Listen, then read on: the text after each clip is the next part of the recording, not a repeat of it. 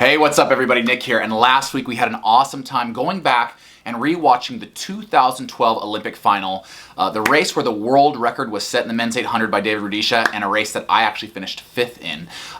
It was awesome to be able to tell you kind of what was going through my mind leading into that race, and then coming out of it. I mean, I said in that video, if you haven't seen it, I'll link it here. It was a really bittersweet moment for me because on the one hand, I ran faster than I ever had at the biggest stage of track and field, but on the other, I didn't come home with a medal. In that video, I mentioned that I had to work really closely with my sports psychologist to pick myself up from that low and ultimately get ready for the next season, which was the 2013 World Championship season. Now, I mentioned this in that video, but oftentimes after an Olympic Games, there's kind of, I think it's referred to as an Olympic season hangover. Not literally like you're hungover from partying, but like you've spent so much time and energy building into that momentum for the Olympic peak, you know, that coming on the back end, a lot of times people are tired or they're injured. And true to form, the 3 medalists from the 2012 Olympic Games in the men's 800 were all injured going into the 2013 season. Now, I didn't know this at the time when I started training for that season, but I had in the back of my mind this thought that maybe this will be a hangover season and I can come through, pick myself up, and carry that momentum that I'd been generating through my mid to late 20s as I was getting faster and faster and faster. Now, going into this season, the 2013 season, I was the 5-time defending U.S. champion. I won the U.S. title at men's 800 every year from 2008, 9, 10, 11, and 12. And I looked at Coach Rowland, my coach at the time. I said, Coach, I want to continue my streak. I do not want to lose my 6th title at the U.S. Championships. However, a young man named Dwayne Solomon, my longtime competitor, I love this guy so much, we had some great battles, but he was running out of his mind well that year. And Mark Rowland said to me, Nick, you're going to lose your U.S. title, and you have to be okay with that, because I'm not going to peak you for June, when the U.S. Championships are. I'm going to peak you for August, when the World Championships are. He's like, you've made so many finals. You finished 5th in a couple. You finished 6th in a couple. It's time for you to finally win your medal. I think I made almost half a dozen world finals before I finally won my silver in 2013. Not to give too much away. I think you guys already know that. But I lost my title. I didn't defend it for the 6th time at the U.S. Championships. Dwayne and I had an incredible battle down to the finish line, but I wasn't able to catch him. We both ran 143, and it took a 143 to make the team that year. But ultimately, Dwayne won the U.S. title in 2013. I finished 2nd, but we both punched our tickets onto Team USA for the Moscow World Championships. Now, as I continued to sharpen through that summer, I got faster, I got sharper, I got better. I actually ended up beating Dwayne a few weeks later at the London Diamond League, an event that I won. And a few weeks after that, I actually ran my lifetime best in the 1500 of 3:34 at the Monaco Diamond League. So this summer kind of was materializing into this incredible just firing on all systems. I was stronger than I'd ever been. I was getting faster than I'd ever been. And I knew if I continued that momentum, if I stayed healthy and kept sharpening, I could finally win that world medal that had been so elusive for me. Now, just as in the Olympics, I had to go through 3 rounds. Every competitor had to go through 3 rounds. Prelims, semis, and then ultimately the finals. The men's 800 is notoriously tough to navigate through those rounds. Anything can happen. But for me, in this particular World Championships, it was relatively uneventful. I made it through the prelims. I think I finished 1st or 2nd in the semis to auto-qualify into the finals. Now, I mentioned that the top 3, or the 3 Olympic medalists from 2012, weren't healthy and didn't compete at these World Championships. But that's not to say that this was a weak final by any means. Let me read through the names. You'll recognize a lot of these. Mohamed Aman. I mean, he actually ended up being ranked number 1 in 2013. Myself, Suleiman, who was running out of his mind well that year. Marcin Lewandowski, who was always in the finals. Andrew Assaji, we talked about last week, who nearly kept me out of the London Olympic final when he took that auto-qualifying spot right at the line. Dwayne Solomon, we've talked about. Bos here from France, Pierre, I'm going to mess it up. Pierre Bos, I love this guy, but he actually ended up being the world champion, was it just a couple years back? So he was obviously young in this race, but very talented. And I don't remember the Saudi Arabian Mohammed, but obviously he was running well that year as well. So you look at that list, and it's maybe missing a couple key names like David Rudisha, but it has some really, really good talent. So I was honored to be in that final.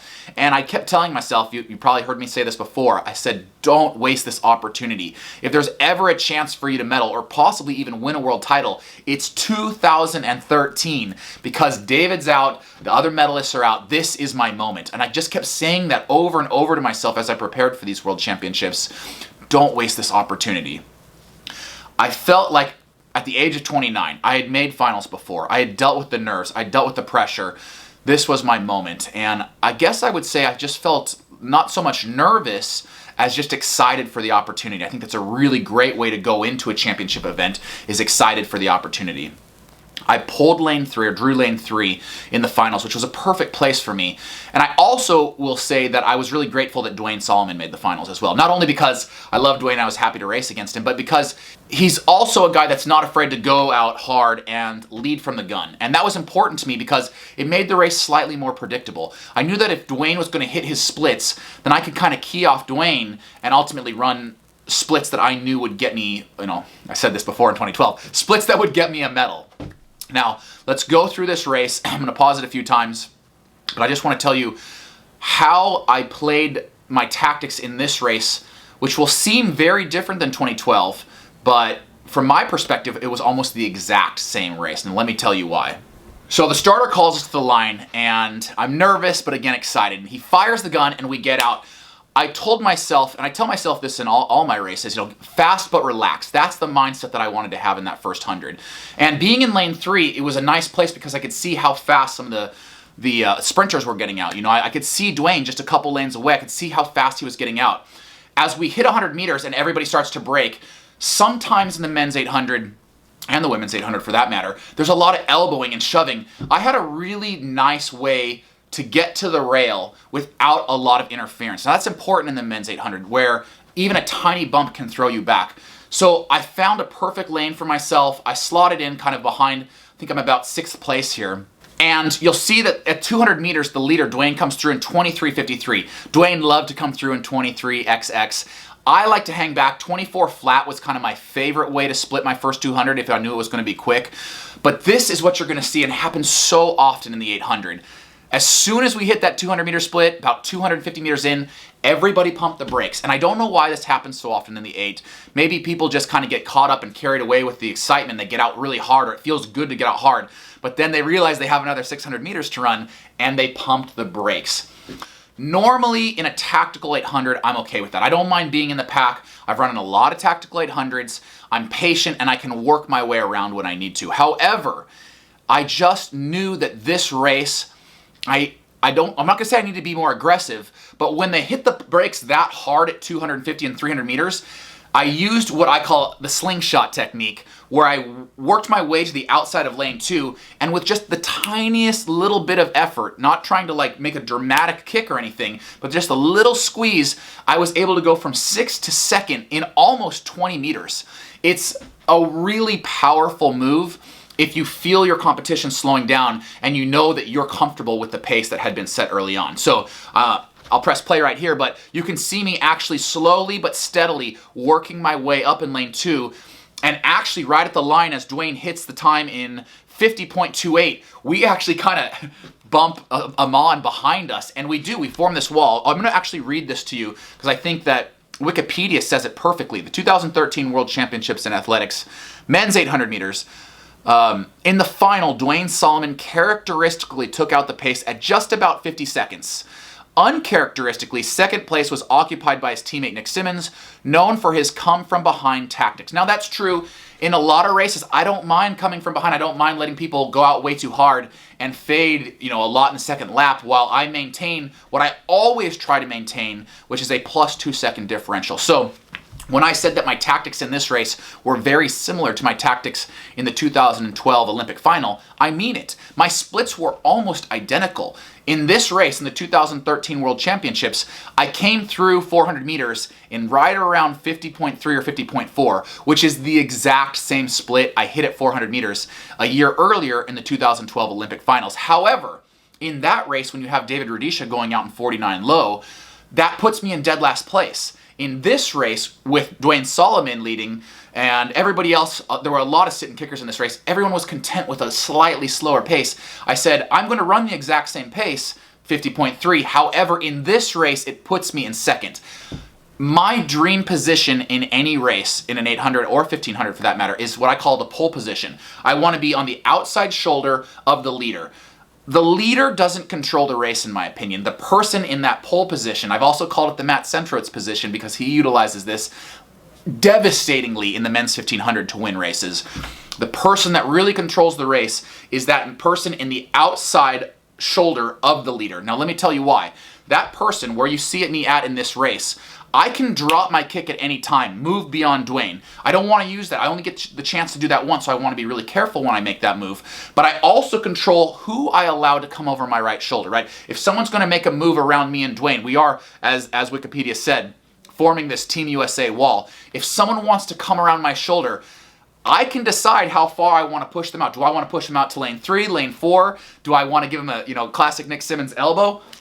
This is middle distance racing, guys. You have to be thinking about these things because just a fraction of a second makes a huge, huge difference. So let's play out the last lap knowing that I'm in my perfect position. So Dwayne continues to lead down the backstretch. At this point, people are kind of jostling behind him. I think probably there were some impatient athletes that wanted to get around the Team USA wall, but they knew that they would be dealing with me. I'm 165 pounds of bison, and I'm not just going to let you go around me willy-nilly. You're going to have to fight for that. So Dwayne and I are able to hold off the competition through 600. At 700 meters, or as we go from 600 to 700, on the last turn, it kind of starts to string out just a little bit. You start to see who is ultimately going to be the people kicking for the finish line. Now, in my mind, just as I've done so many times in the 2008 Olympic finals, in so many races, I decide that I want to just be patient, be patient, be patient. I had done this several weeks earlier when I beat Dwayne at the London Diamond League. Be patient, slingshot off the corner, and then once you've used that slingshot to build your momentum, then you just have to fixate on that finish line, maintain your form as best you can, and just get there. So, as soon as I passed Dwayne, I could see him, I don't want to say like rigging up, because he wasn't, he maintained his form very well, but I could tell that I had broken him and I was going to beat him to the finish line. I look left and right a little bit, and I think, wow, I'm going to be the world champion today. I maintained my form well. I had mentioned before that I was stronger than I'd ever been. I'd been hitting the weights. I had just run that 334 PR in the 1500. I was strong, and I did everything I could not to rig up. About 30 meters to the finish line, I feel Amon on my shoulder. And Amon is the guy that had outkicked David Rudisha earlier that year or the year before. He finds a way to win races. It's the biggest compliment I can give an athlete. He finds a way, despite the fact that he was buried on the rail with 110 meters to go, he finds a way to win races. And true to form, he had moved his way outside, and in the last 30 meters, he pulled up even with me and actually was able to get past me. We kicked for the finish line. Amon won, Nick 2, and Suleiman 3rd for bronze. Man, my heart's racing just reliving that moment. Let me say this. I said 2012 was a bittersweet moment. 2013 was a bittersweet moment too, as you can see by my grimace right here. I normally throw my arms up in celebration. I just couldn't do that in this moment because even though I'd finally won my medal, I was this close to being a world champion. And if there's any takeaway from last week's video or this week's video, recognize my mindset that almost every moment's bittersweet.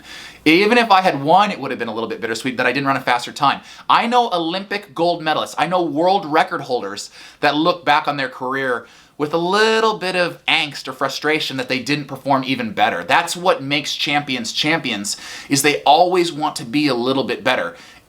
It leads to some unhappiness. My mom always called me a malcontent, that nothing was ever enough. But in the world of track and field, that was true for me. Nothing was ever enough. I always wanted to be better. I always wanted to place one spot higher, or if I won the race, I wanted to run a little faster. So that's what took me, to be ranked number 2 in the world. Actually, in 2013, I think that the World Championships, which oftentimes in middle distance running can be unpredictable, this was a very predictable turnout. Amon did not lose a race that year in the 800. He went on to beat me in Brussels a few weeks later. he was the #1 runner in the world that year. And I was very clearly the #2 runner that year. I finished second to Amon at the Brussels Diamond League finale, and I think I ran 1:43.0 there. So I was just running really well that year. I think it played out the way it should. There's nothing more that I could have done to win a gold that day, and I feel really content that it played out exactly the way that it was supposed to. I will say this. When you win a world medal, it changes everything. Suddenly, every single meet director wanted me at their race, whereas previously I would sometimes have to kind of beg to get into races. Now meet directors were offering me $5,000 or $10,000 just to come race. Whether I finished first or last, they were going to give me that appearance fee. I was getting first-class plane tickets. I was getting hotel rooms to myself. It was a whirlwind couple of weeks afterwards. And even though I'm coming off that high of winning a medal, I wanted to cash in on that. And I actually made, I'll have to go back and look at the numbers, I made, I think, $75,000 in 2.5 weeks racing over the next few weeks. Now, I've been thinking long and hard about a video that I want to make that kind of digs into how much I made as a pro runner. I've thought a lot about whether I should make this video or not because, you know, I don't like to, I'm a somewhat private person, doesn't like to share everything about my life, believe it or not. But I think that the world of track and field needs more transparency, especially when it comes to what pro runners make, the struggles they have, the successes they have. So I'm thinking about making that video. If you want to see it, hit the subscribe button, and maybe when we get to a big milestone, I'll make that video for you guys. But I hope you learned a lot from this video, kind of what went through my head as I was preparing for the season, and maybe most importantly, the tactics that I used in this race to finally win that world medal. See you guys very soon.